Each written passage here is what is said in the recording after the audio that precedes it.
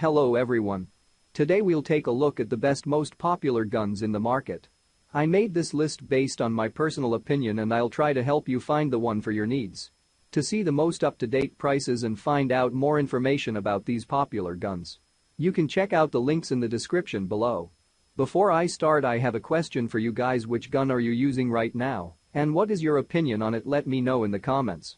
Our list at number 1. Thompson Arms Encore Muzzleloading Rifle.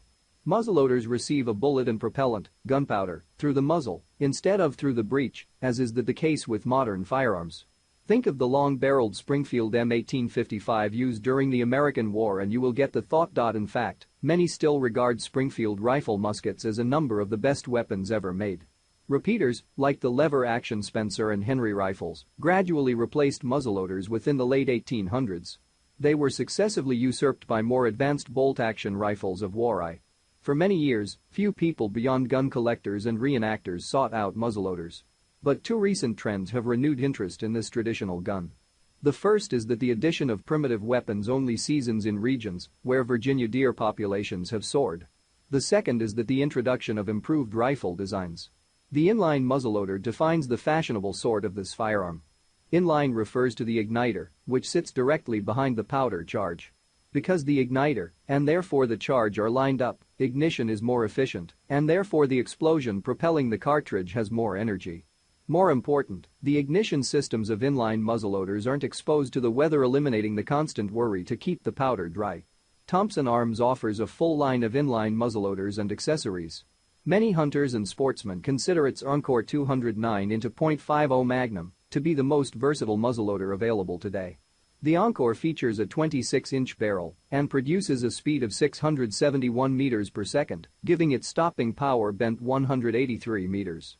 The next gun on our list doesn't have an equivalent range, but that does not diminish its popularity or its usefulness. Our list at number 2. Smith & Wesson Model 10 Revolver. When most of the people form an image of a gun, they see a revolver. And permanently reason, since the 1800s, many of these simple, rugged, easy-to-use weapons are employed by pioneers, gunslingers, soldiers, cops, homeowners, and, of course, criminals. Over the years, the essential design of revolvers has changed little. They need a cylinder containing multiple chambers, each of which holds a round. When the trigger is pulled, the cylinder rotates, and a replacement chamber lines up with the barrel.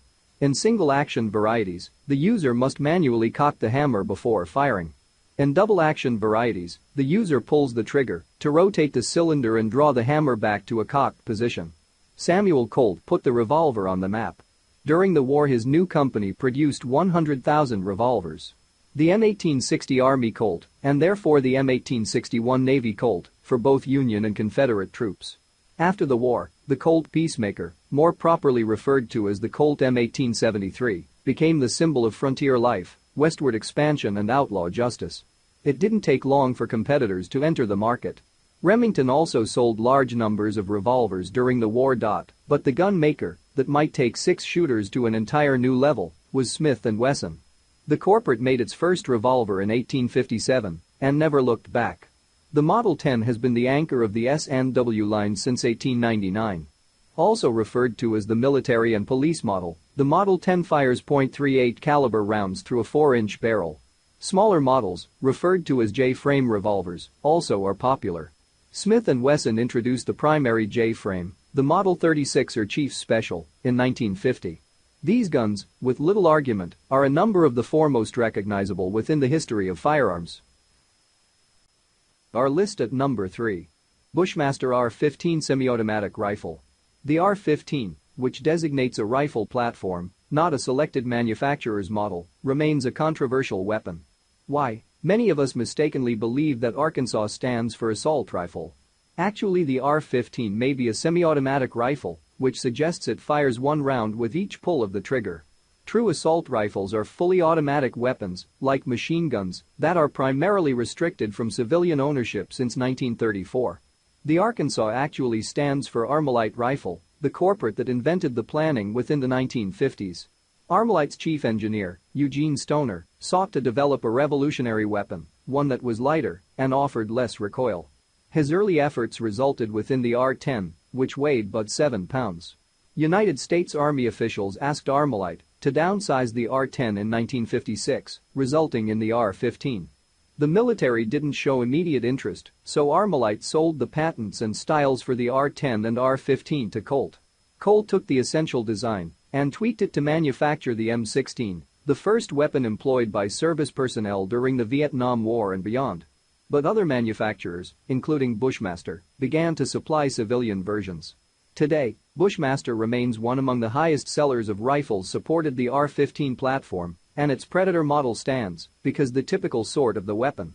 The 5.56mm Predator features a 20-inch barrel and takes a 5-round magazine that's legal for hunting in most states. Hunters favor it because it is easy to hold and highly accurate.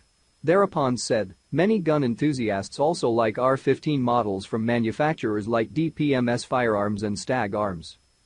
Our list at number 4. Remington Model 870 Pump-Action Shotgun.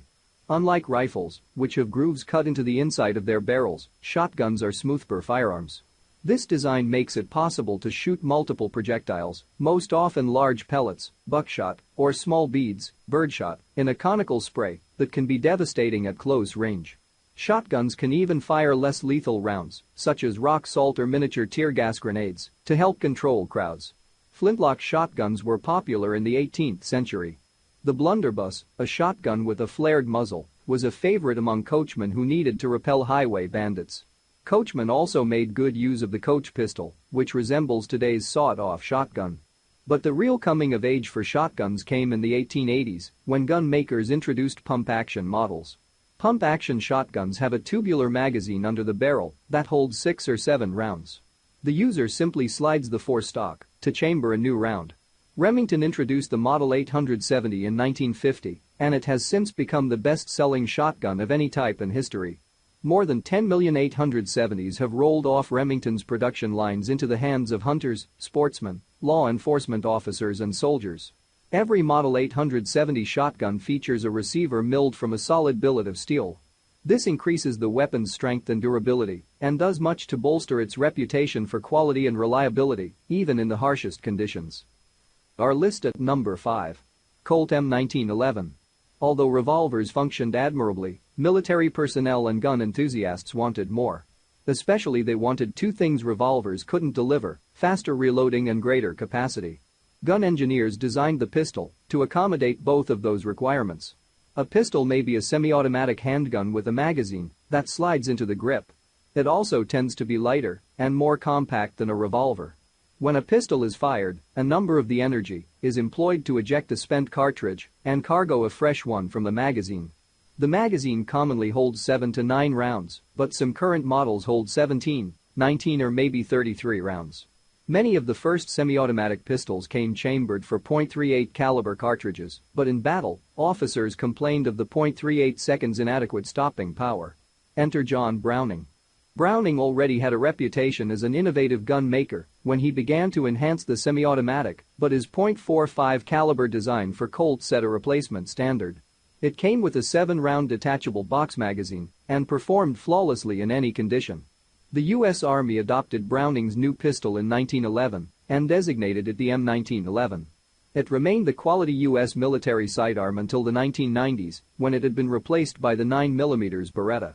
Even with its removal, because the standard sidearm for U.S. soldiers, the M1911 remains popular, especially with civilians who participate in competitive shooting.